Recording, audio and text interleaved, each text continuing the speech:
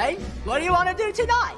The same thing we do every night, Pinky. Try to take over the world. All right, yo, let's get into it. Try to take over the world. Preaching freedom. Try to take over the world. And greatest chaplain in the world, Mr. Try Lance to O'Neill. take over the world.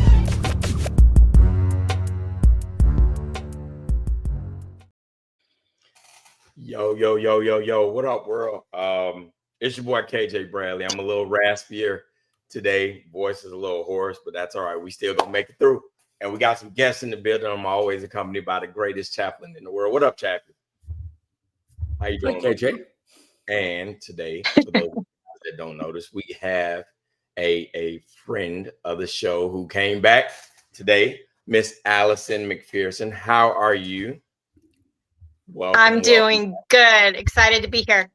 It has been way too long since we had you on, so really excited, really excited. Let's say we dive in, shall we? Let's do it. Right. So here we go. I think something happened tragic this week in America. We lost I guess controversial would be a fitting word, social commentator this week to a tragedy in Utah. And that's kind of sent the nation, well, let's just say the nation's had some mixed responses. What are your thoughts? Let's talk about it. One of the things that I want to start out with is this, because the thoughts and prayers to his family, of course, that goes without saying. Let me say my position first. I agreed with Charlie Kirk on a lot of what he said, not everything, but a lot. But what I did really agree with was how he engaged with people. I think being willing to go to college campuses and invite people. And if you watch the videos, he generally would say, if you disagree with me, come up. You come up here and you talk to me. And when I see people celebrating the death of this man who's married, has 2 small children, I would hope that any conservative, if the leading commentator on the left, and I was trying to think who the equivalent would be, it'd probably be somebody like Rachel Maddow. If Rachel Maddow were murdered in cold blood, well, let me just make the point. If Rachel Maddow were murdered in cold blood, I would be just as ticked off as anybody on the right saying, well, she deserved it, or she said this, or there is no place in our country for killing somebody because you disagreed with their opinions. And that's where, there's a long history of this. Martin Luther King being gunned down for his preaching and his teaching, not for actions, not because he went out and hurt somebody else, but because what he said. That was wrong then. JFK. I heard a really great line. The people that have professed to coming together and to be peaceful and to love your neighbors seems to be the ones who get killed. And the examples were Jesus and Gandhi and Martin Luther King, Robert Kennedy Jr., JFK. And you see this, and it's a really sad situation because whatever you think of Charlie Kirk, I have yet to see a video where he comes out and says, yeah, that group, yeah, something needs to be done about them. He says, well, I don't agree with it. I don't agree with the lifestyle, but that's my opinion. And for somebody to get murdered for their opinion, then the left to say, people on the left who are upset that they got fired, well, freedom of speech. It's like, well, you know what? You're not upset. You weren't upset that a man died for freedom of speech and you're getting fired for freedom of speech. Well, let's remember there's a difference between freedom of speech and speech without consequences. 2 very different things. And KJ, you knew I have hit this point many, many times. Freedom of speech does not mean you get to say whatever you want, whenever you want, and not have those consequences. And I think that Charlie Kirk being assassinated for his viewpoint is just another dark day in America. It's not because of anything more than he was sharing his opinions. And I think it's really just another step in our acceptance of evil, in our acceptance of being okay with violence because of opinions and because of thoughts. And I don't know what this is going to lead to. I would really hope that it doesn't lead to violence, more violence from the right. I would hope we'd start to learn from some of these, but I don't know. I don't know what's going to happen. I'm really surprised the kid was taken alive, though. I'll tell you that. I thought he would have ended his own life before now. So maybe we'll get a little more information, but I also don't have a ton of confidence that we're going to know everybody that was involved, because there was quite, from what you read. So I won't even go into it, but it's going to be interesting to see if there's more to this story than just one person shooting a commentator. So Ali, you're up. Oh man. What a sad week. What a sad thing to even say that this happened in the state of Utah, let alone in this country. When I found out, I've been a follower of Charlie's, and like you, there's some things I didn't agree with, but for the most part, I admired him because he stood up for what he believed in. You never heard him put down other religions. It was always, if you disagree with me, you're who I want to talk to. And I think he did it in a very professional way. When I found out that he got shot, I immediately went into the wife mode of that poor wife, those poor kids. How do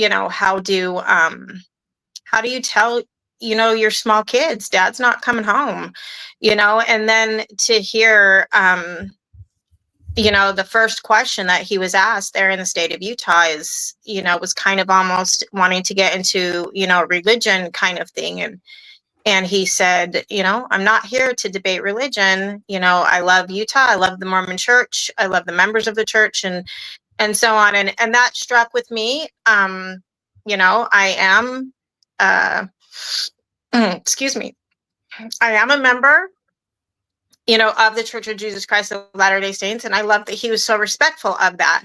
It's very disappointing that it did happen in Utah, but it's also very disappointing that the country's got to this point for someone who is speaking his opinions, and I think in a very, graceful way. I too wonder what's going to happen. That night you've heard people say, there was no, burning of stores and cars, and it's very concerning of now the people that are going to step up and want to continue his journey on and continue this. I know his wife said that she wanted to continue it on. It concerns me as a mom if she does.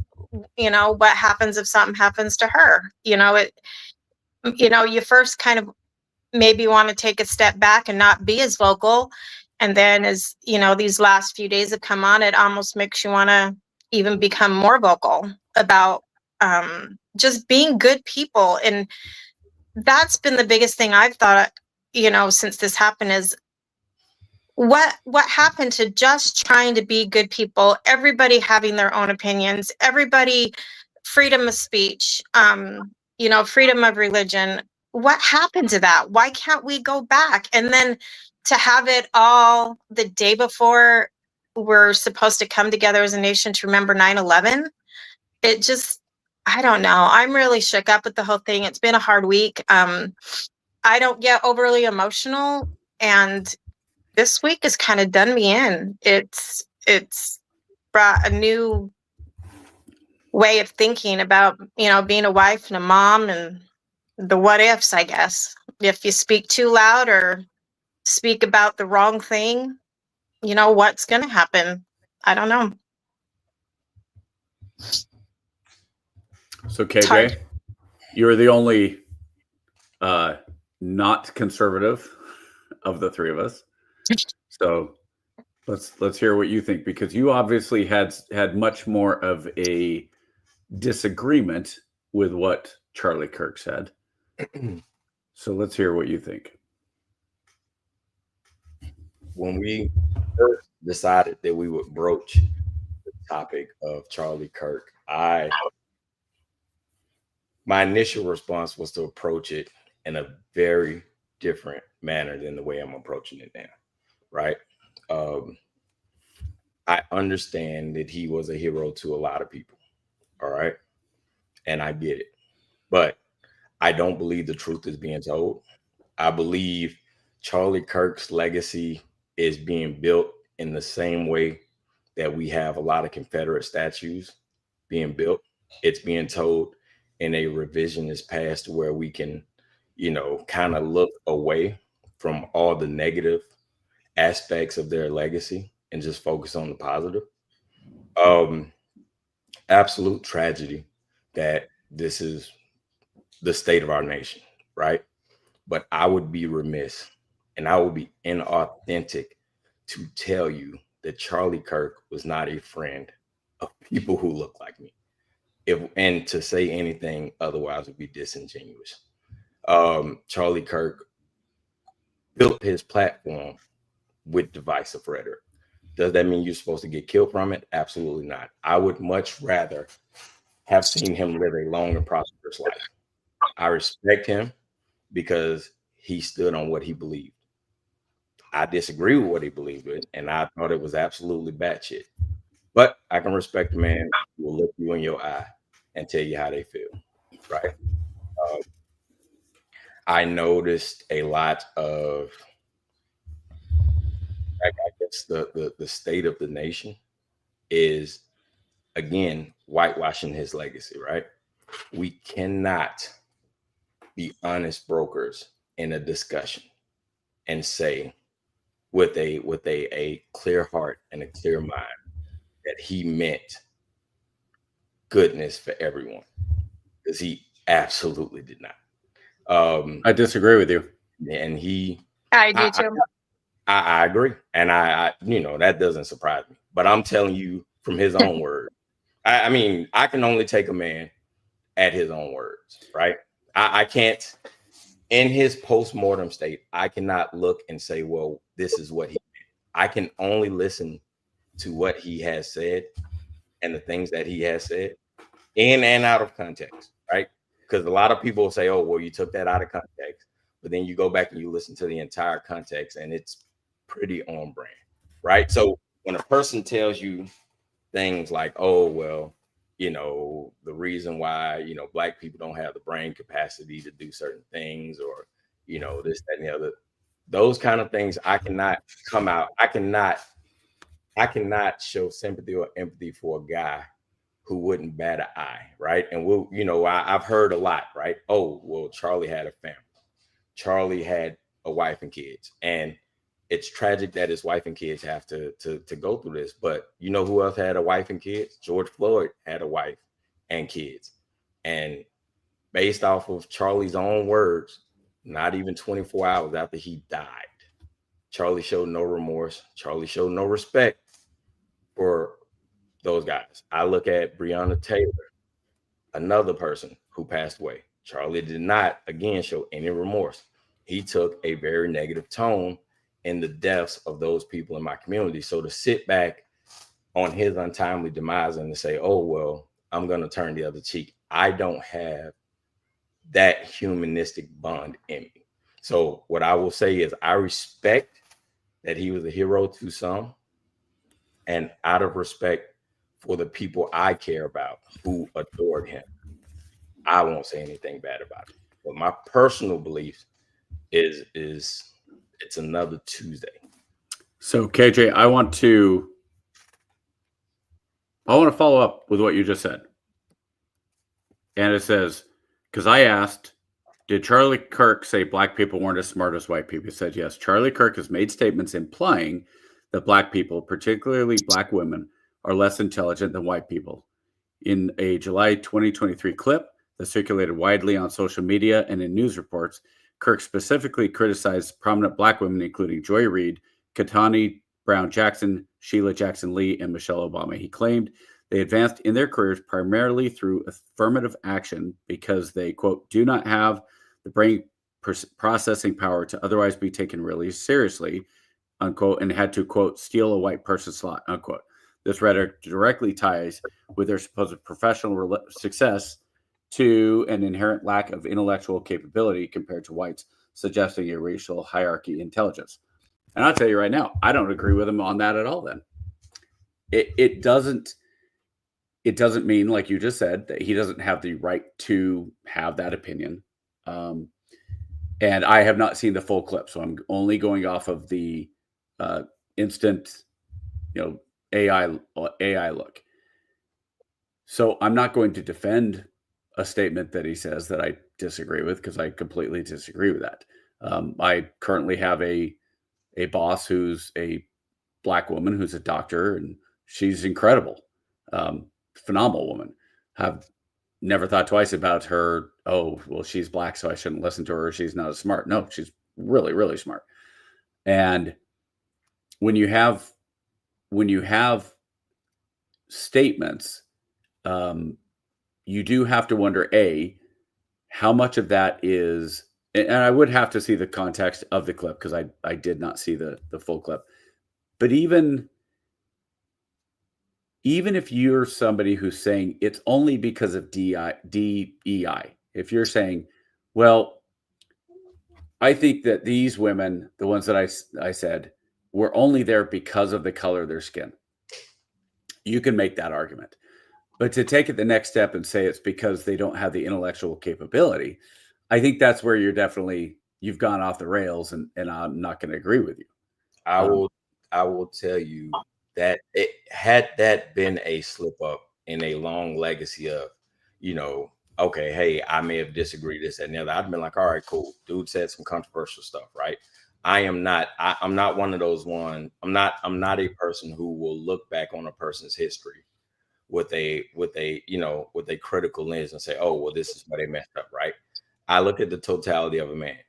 Just as a person can do good, a person can also do evil, right? Some of our founding fathers were, inherently evil people, where they made bad decisions, but they are our founding fathers. So you can have a duality. You can have a duality. What do you mean? What do you mean by that? Who? I'd be curious. Who you think was an inherently evil person of the founding fathers?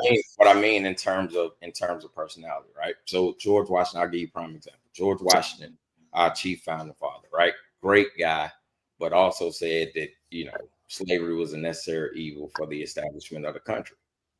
Because back then that was a very normal thing, though. Don't look at it through today's lens. And I don't look at it through today's lens. But again, the enslavement of people, I can't look back. What I'm telling you is I can't look back and say, okay, well, I'm okay with that. Like, I get it. He did it. I don't hold it against him for doing it, but we can't just brush it aside and say, oh, well, he owned he owned slaves, and that's cool, because that's just what it was. Like, we have to look at it with the whole lens and say, all right, cool. Hey, man, that part they got wrong, right? That part. Yeah, that's not. But I'm saying that's not being negative towards anyone's legacy. Back on the person's life. Okay, hey, they got that part wrong, right? So when Charlie Kirk made the comment, one thing that was prominent about Mr. Kirk, and I'm gonna address your comment here in a minute, Mr. P. When he said, every time I get on a plane, I pray that it's not a black pilot, and I can't help but think, as soon as I get on that plane, is this guy qualified? Like to hear a person say that about you and people who look like you, automatically, no matter what your qualifications are, right? Well, do you remember what the full context of that was? Yeah. He was hoping that it wasn't somebody who was not qualified, but only got the position because they were qualified. And it doesn't matter, white, black, brown, male, female, whatever. I got it. That's what you're saying, but that's not what he said. And that is where the problem lies, right? We'll take his words and post-mortem and we'll say, oh, that's not what he meant. I don't have. I'm not saying that's not what he meant. No, what I'm saying is I don't have the liberty to take and examine, oh, this is what he meant. I can only take a man at his words, right? And what he said was, whenever I see a Black professional, I instantly question their qualifications or whether they were DEI higher. As an African-American man who's earned every goddamn thing I put my hard work into, I take offense to that.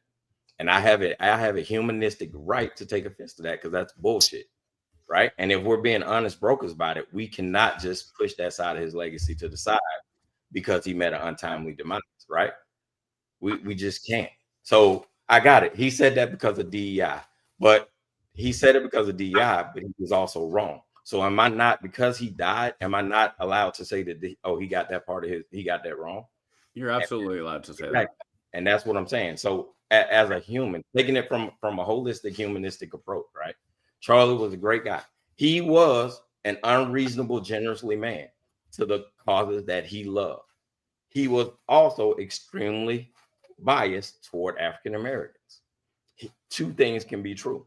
And that does not make me any less evil or any less empathetic to his situation. So, right? KJ, let me ask you something about that.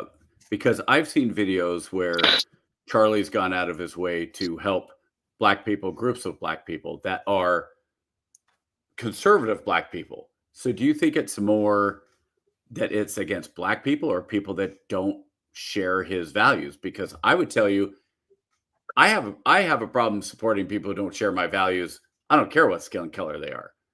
And so I agree with you wholeheartedly. And then again, I go to the fact that I cannot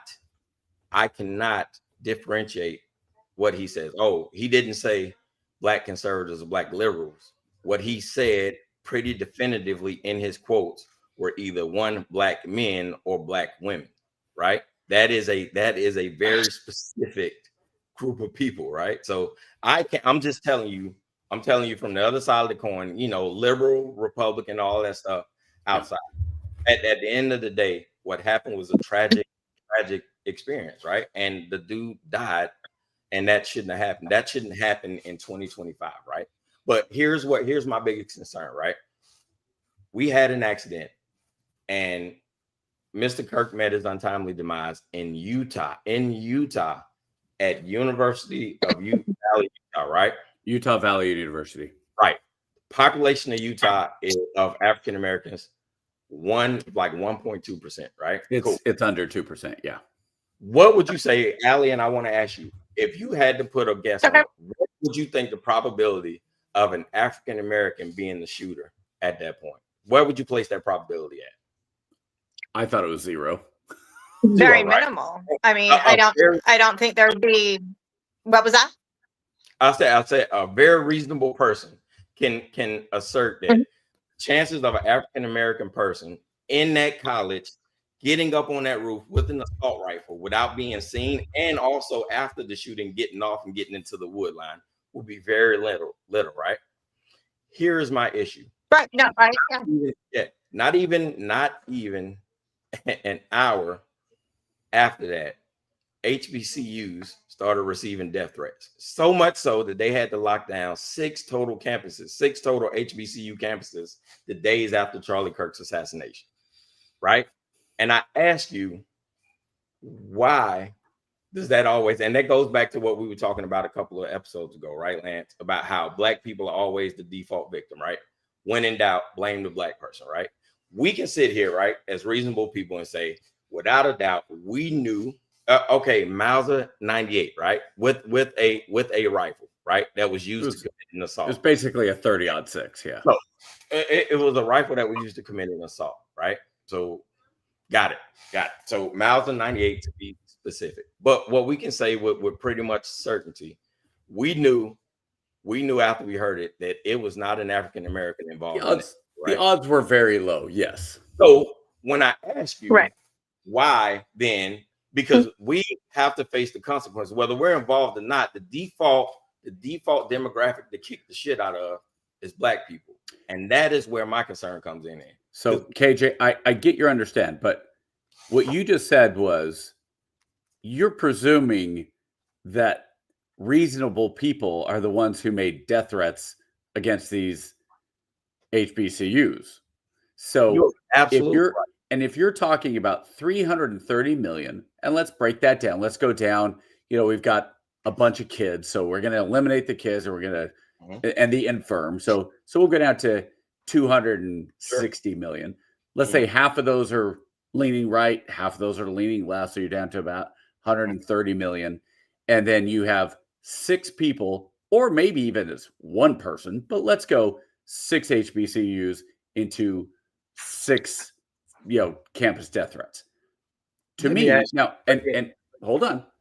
I'll let you finish. It is an unreasonable person to jump in logic to that.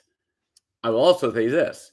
It's an unreasonable person who, after the death of George Floyd, went out and burnt down neighborhoods, that went out and shot streets. I can absolutely agree with you. But do you know the number of liberal colleges that got shut down due to death threats over the last week? I assume none. None. Right? None. And I agree. I think it's insane that anybody would have made it. I think it's insane that anybody would have gone, oh, Charlie Kirk's dead. I better call the HBCU and make a threat against them. I think that's insane. Ali thinks that's insane. You think that's insane. Mm-hmm. But there are crazy people out there. And it's I will take it the next step. Whoever made those threats should absolutely be charged and arrested and put on trial for making terroristic threats. But I'm saying my whole point is the crazy people were his audience. So I'm like, I like it's one of them things where you sit back and you say, okay, cool. No matter how this goes, right? I will tell you, my first concern after hearing that he died was what's going to happen to my community because of this. Even though we knew instantly that him getting shot in a rally in Utah had absolutely nothing to do with my community. What are the consequences to my community? Because historically, what happens after an incident like this, we don't target the people that hold responsibility, right? We don't say, okay, cool, this is a liberal thing, we need to go take it at. What we do is we go straight into the most impoverished neighborhood and we go kick the shit out of them. Why? Because we're the default. And that's where my concern comes in at. So let me ask you this. George Floyd gets killed, right? Yes. And by the way, this is something we've talked about when they say justice for George Floyd. It's a ridiculous chant. No, it's revenge for George Floyd, okay? Because justice was done. The guy who was on his neck is in prison right now. But we probably this week, if Charlie Kirk had not been shot, we'd probably be talking about Irina Zarutska, who was a Ukrainian 22-year-old blonde, white hair, cute girl that had escaped Ukraine and is stabbed to death on a train in Charlotte. And I don't like the whataboutism, but at the same time, there is a fairly valid point. She is stabbed to death by a guy who had 14 felonies, who had been let out, was not in prison like he should have been, who was off his meds, who had been given multiple welfare, wellness checks, to the point that he had told police that the authorities have implanted things in his neck and in his brain to make him think these ways. And the fact that he's black, to me, is just a side note. The real thing is he was crazy and wasn't put in jail or institutionalized. I agree with you. And here's the thing. He wasn't let out because he was black. No, I don't think he was let out because he was black. That's what I'm saying. But the rhetoric, what I'm saying is the rhetoric and the story that's being pushed is, oh, this was a black man that was given too much leniency. The only reason I think it was a felon that was given up too much leniency. But I will say this, KJ, I think there is a very good chance, because if you look at the video, there was the person who stabbed was black. The lady right across the thing, and I don't blame the lady across the way who was black not getting involved. Just I wouldn't expect the lady to, but yeah. There's a dude with a knife. there were several men Yeah. that were right. I think we're all in agreement that those men. I don't blame them. More active role in protecting that young lady. But KJ, what do you think? Because we know what happened in the white community with this young woman. Mm-hmm. Nothing happened in the white community outside of verbal outrage. Sure. If you'd had a young 22-year-old black woman who was stabbed on video by a white guy who had been let out of jail, 14 felonies, I think it's safe to say we might have seen a little more explosive response. Now, I'm not saying it's right. I'm not saying it's wrong. Definitely saying it's wrong. I don't disagree, but I expect the same thing. But it's the same thing that you expect in a white community when a black person is being accosted, right? My point is, it's not a matter of who or what. It's a matter of circumstance and where we are as a society, right? So hold on. I want to address this. Yeah. Now, real quick though, I want to put this one up specifically. Okay. Now, Ali, I don't know if this is your husband, if you know him or who it is, but I do want to make this point because as a former MP, KJ and I have talked about this, but I think it's a good thing for me to reiterate on George Floyd. George Floyd, I was all in on the cop. I was like, you know what? I give 100% benefit of the doubt to a police officer doing their job, unless they clearly show that they were doing something wrong. I've been trained military police. I know how to put my knee on somebody's back. Training issue was bad, whatever it was. But ultimately, here's what it comes down to. And this is where I agreed with the prosecutor. Whatever George Floyd, and I saw the whole video. I'd gone back. I watched the whole 25-minute video. It wasn't just a little snippet. And I watched the entire thing. And when the prosecutor said this, he was on fentanyl. He had alcohol in his system. He didn't want to get into the vehicle. They laid him down and the guy's knee was on his back. And when he said, and he was handcuffed. And the prosecutor said, if that police officer had simply moved his knee where George Floyd was no longer a threat, George Floyd would not be dead. And I went, you know what? Yeah, he's guilty of involuntary manslaughter at least. Because if he was laying on the ground and he had his handcuffs, hands behind his back, and he was just laying there and nothing else, and he died because of asphyxiation, I would have said, well, they probably should have listened to him, called a bus, called an ambulance, which they should have done anyway. But if he hadn't had his knee on his back, so to me, I gotta say, I don't agree with the idea that he died of a massive fentanyl overdose. That may have been absolutely a contributing factor, but the fact of the matter is, if Chavin, I believe is the officer's name, if he had removed his knee, Chavin not removing his knee not only caused a death, but it caused $1 billion worth of property damage. At the very least, as a police officer, you have to be thinking, not, hey, I'm going to let him up. I'm going to unhook him. He was handcuffed. He was not, okay, they called an ambulance, but his knee was on his back the entire time until the last neck, on his neck and back area, until basically he passed out.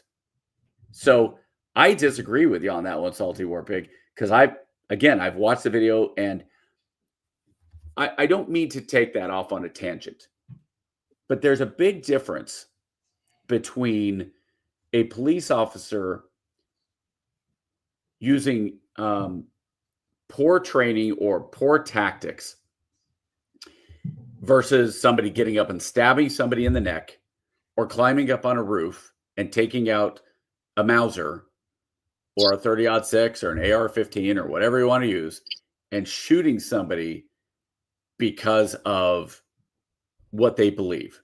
Now, you can say that George Floyd was in the middle of a, whatever you want to say, the fraud investigation, all that stuff, fine. I mean, that's, at the very least, it was a misdemeanor.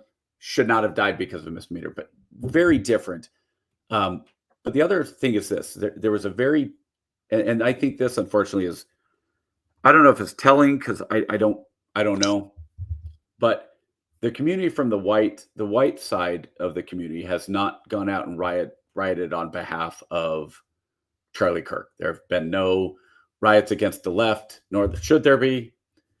I don't know why you would riot to begin with. I don't think there should be riots.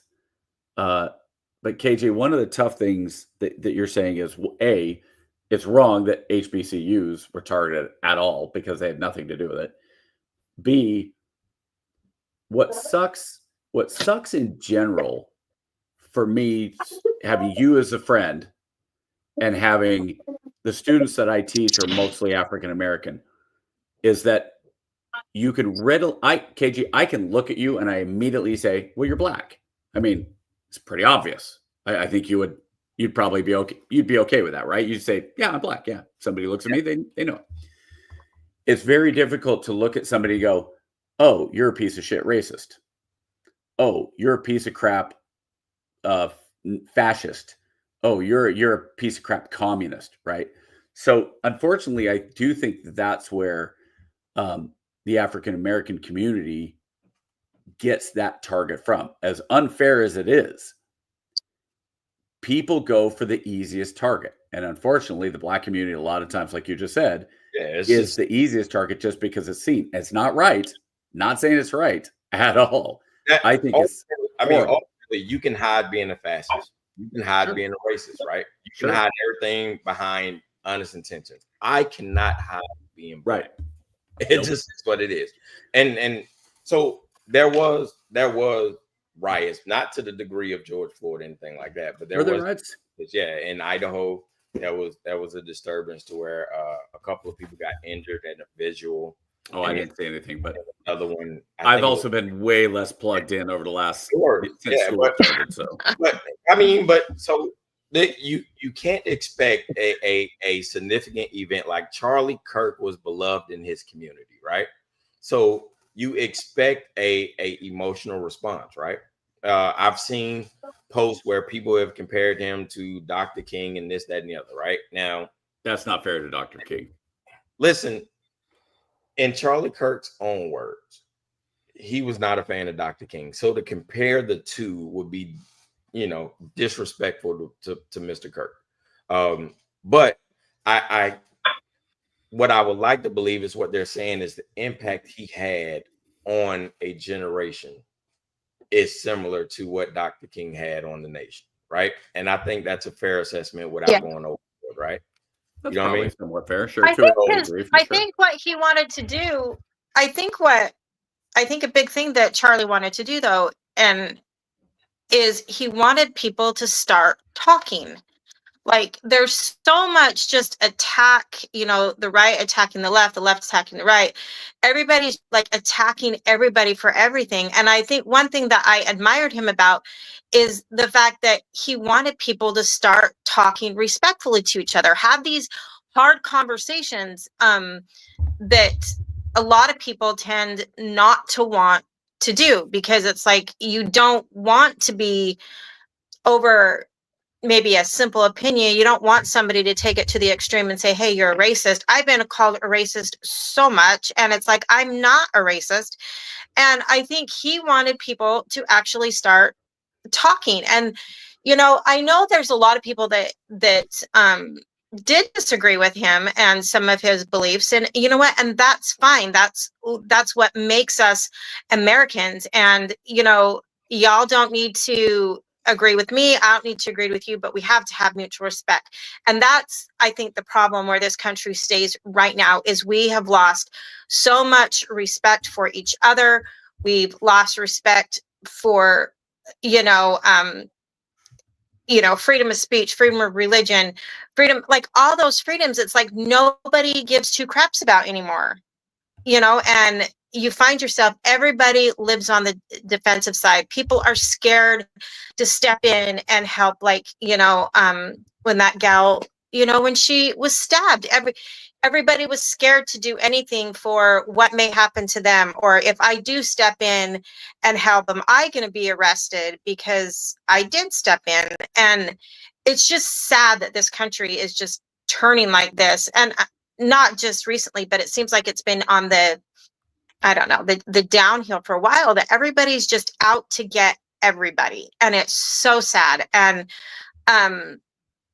you know, the fact that, you know, Charlie, you know, that he was murdered, and he was murdered, like you said, for his beliefs, for what he believed in.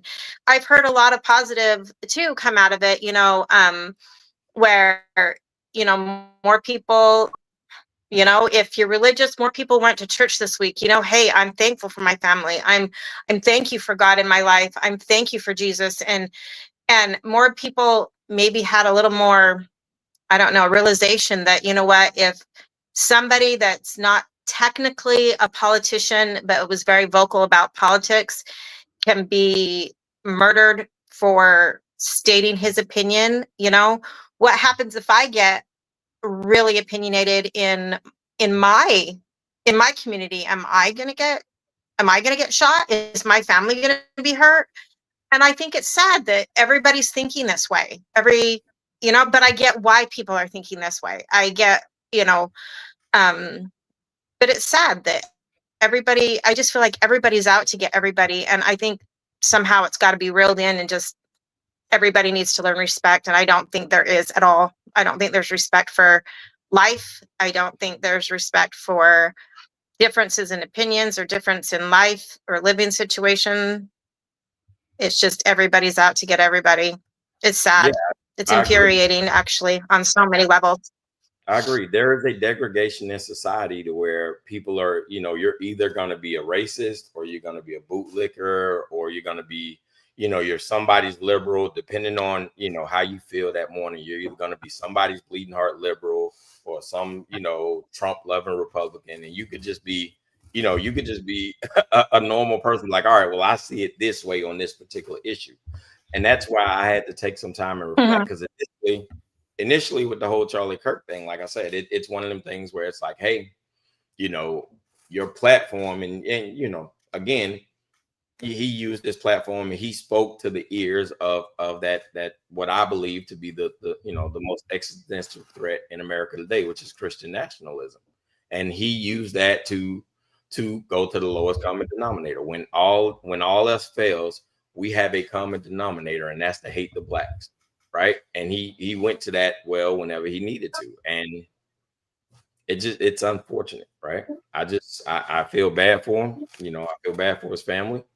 But yeah, man, I feel even worse for the people who have to deal with the results of the put out. Right. Because immediately what you heard was, oh, it's a civil war. They want war. They want war. They want war. Right. This is just the next exciting incident for the, you know, that radical 10% on each side to call for war and destabilization. And it's just, you know, the rest of us, the 80% who are just trying to live lives, right? I have this saying where we say, you know, life, liberty, and the pursuit of happiness finally, right? If we just get to a point that we say, okay, hey, look, man, you do you, I do me.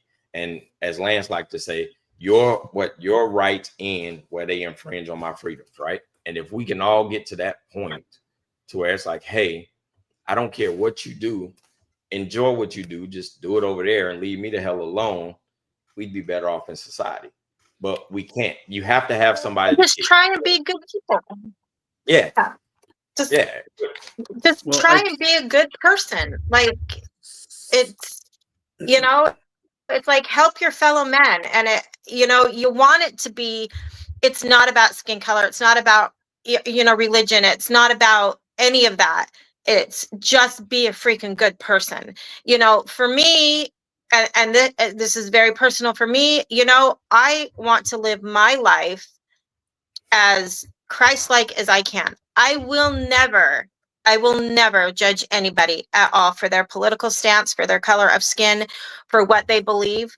You know, when I don't even like to say the word judge, but when I'm looking at somebody's character, it's like, you know what? Are you just a good person? You know, are you are you a loving person?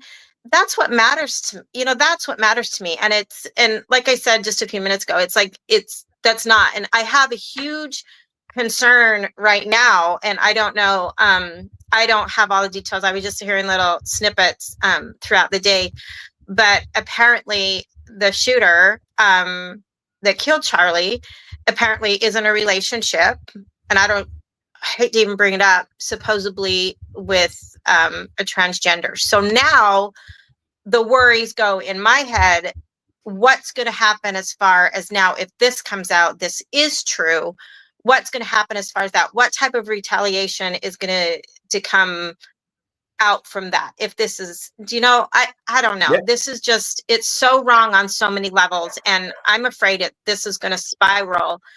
And, the wounds are still so fresh right now. Nobody was expecting for Charlie Kirk to, be there and expressing his, debates and his opinions, and to have somebody, a 31-year-old man, lost his life. Okay. I don't think anybody was expecting that. I think the wounds are still really fresh. And for me also, this all happening the day before 9/11, which is, for me anyway, is just a really sad day, even though it was 24 years ago. And it just seems like there's just one thing after the other over the past week. And it's like, when is people going to take someone's life seriously and realize it's not just an opinion? This is someone's father, mother, child, husband. And not just with Charlie, with everything that's happening. I mean, it's so pathetic that, the attitudes of some, and then to have these people, like right after the shooting happened, you saw that video, this little snippet of a guy cheering, why, Charlie's trying to get help and he's bleeding out, and you see that guy going like, yeah, we got him. Like, really? Like, Yeah, that's what this nation has become, is someone's dying out in front of his family and you're cheering this on, and you're, it's like, what has happened? Like, Well, it's terribly concerning. But let's be careful again. I think KJ makes a good point. We've talked about this before. That one guy in a crowd of 500, 600 people, he's the one a-hole that we can all point to. It doesn't mean that the entire country is like that. And I think KJ makes a point that 80% of us just want to, probably more. I think 95% of us just want to be left alone. I'm gonna put a comment here just so I don't forget it. But okay, so I don't know why it pops up through 8 different things, but this is what we were talking about a little bit ago. Is we have this idea that we don't respect each other and all that. But there's also a point where, you know what? If somebody wants to disrespect me, we also have the right to say, okay, I don't care if you respect me or not. If you're not doing something, there's a big difference between, I think you're a piece of crap. Okay, cool. And there are times where I definitely probably am a piece of crap. The only people that I've truly gotten mad at in the past good 5 years have been people that have actively gone out of their way to try to end my career based on fabrication. And if somebody is so offended that Charlie Kirk is saying something about, let's go, KJ, you are so ticked off at Charlie Kirk that about what he said about black people, you have 2 choices. Your choice is either to go, F him, I'm going to do something about it. Or you go, well, F him, but he's wrong. So too bad for him. I don't care. And I get it. I mean, there's obviously the range in between. And KJ, I'm sure you're the type of person who says,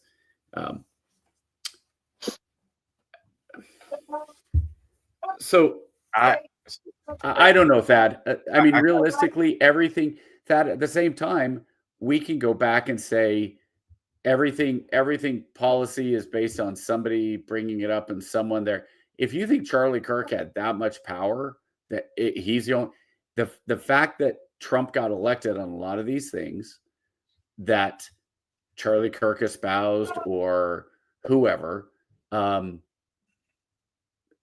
mean, I get it, but for example, just because I want closed border doesn't mean I'm a racist.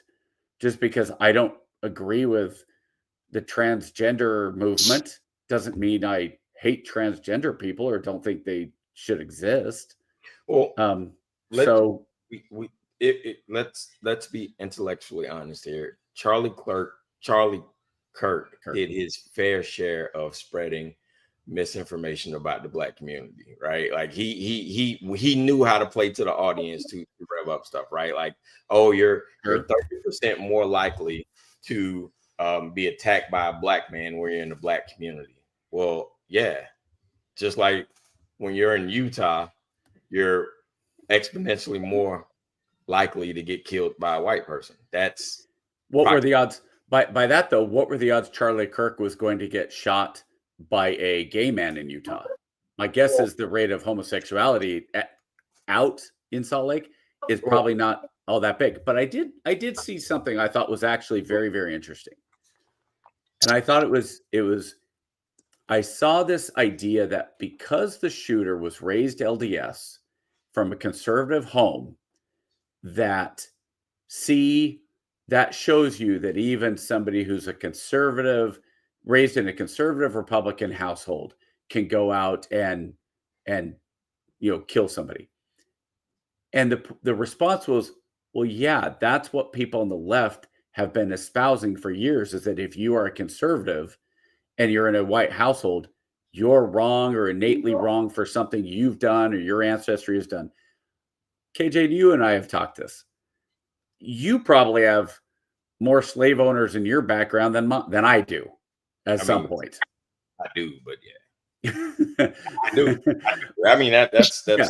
I do. But the fact of the matter is, like, if you have people who vote for policies and representative government, and everything we've talked about on Two Pogs is how do we fix this? Well, the first thing is, whether you agree with Charlie Kirk or not, I appreciate that, KJ, if you went to one of his rallies and he said, if you could have gone right up to the front and you could have said, you know what? I think you're full of crap about what you said. And I think it would have been great.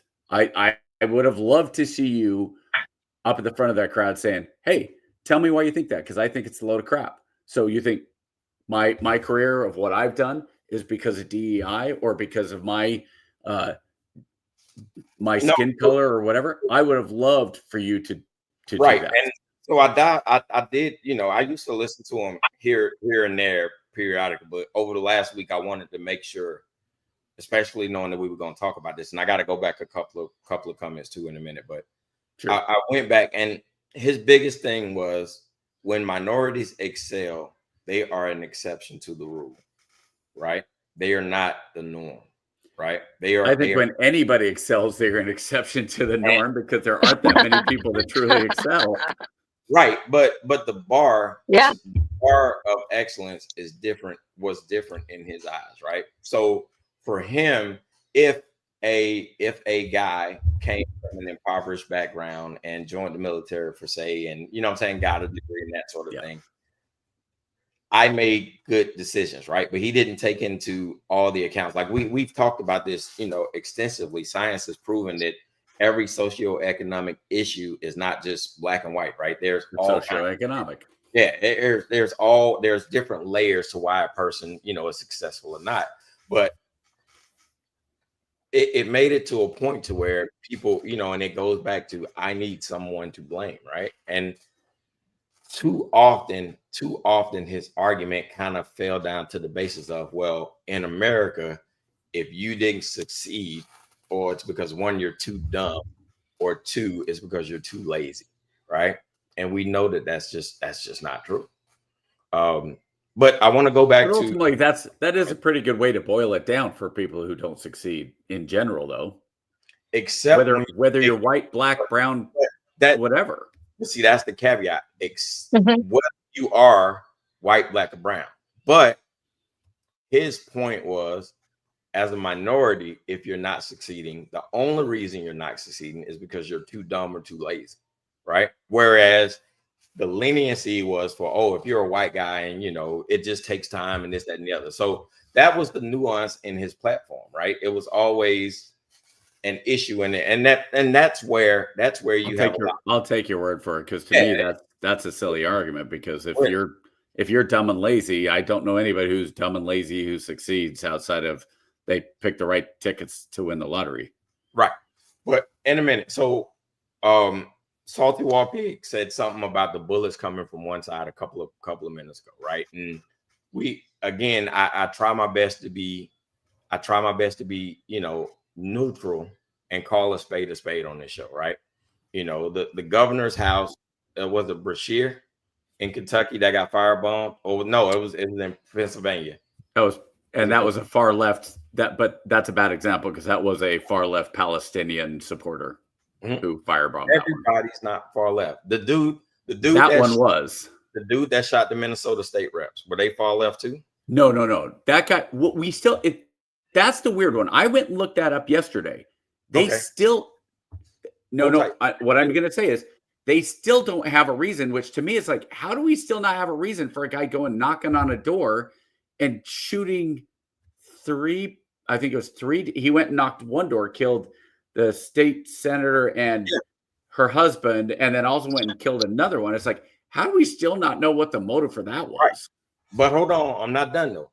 The guy who bashed Nancy Pelosi's husband's head in, was he a conservative? Was he a far left radical too? I think with him, again, it was a mental illness one. Didn't we figure? Isn't that what they said? But what my point is, Charlie Kirk then blamed it on Democrats. Yeah, celebrated that, blamed it on Democrats, and said Republicans and conservatives should post bail for him. Now, the guys that kidnapped hold on, that part is not actually true. He didn't. I went and double checked that. He did not ever. He did blame the Minnesota shooting on Democrats originally, and he never retracted it, which he was wrong, because it was not a Democrat. But he did not ever tell his audience or anybody else advocate for it explicitly, and that's the point. But he never told anybody to go to bail out the Pelosi guy. That's a fabrication. I went and looked it up. So and then we go back to the kidnapping of the governor in Michigan. Was that all? I'm really curious on that one, because everything I've read is there were more FBI informants in the room than anybody else.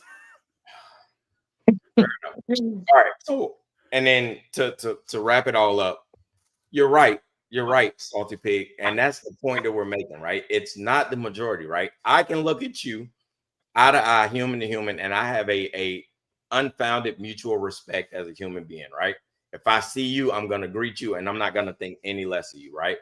Far too often, that respect and that mutual basis of humanistic, you know, I guess we can say respect, right, is not returned, right? So, and that's where we have an issue. And it goes back to my whole premise of life, liberty, and the pursuit of happiness. Finally, a lot of our issues in today's society, I believe, can be alleviated if we just go to the whole point of, hey, leave me the fuck alone. And that, excuse my crassness, because we do have Ali on here, and I do apologize for my crassness. But ultimately, that's what it boils down to. Thank you, but you're fine.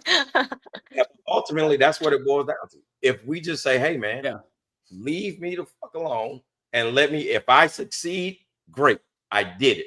And if I fail, I deserve every bit of that. And I'm willing as a man to stand 10 toes down and bet on myself. But I can't, you know what I'm saying? We cannot get to that point, and that's the issue. I guess that's the overarching issue. Hey, so KJ, we are going to keep talking about this. I'm going to hit the button here in a second. So if you want to stay on and keep it, we're probably going to go for about 30 more minutes at max, because some of us still have to get up super early again. One horrible for the other. So stay on if you want to stay on. But for those of you who are on the other stream, we'll see you next week. Gee, Ray, what do you want to do tonight? The same thing we do every night, Pinky. Try to take over the world. All right, yo, let's get into it. Try to take over the world. Preaching freedom Try of to gospel. take over the world. And greatest chaplain in the world, Mr. Try Lance to O'Neill. take over the world.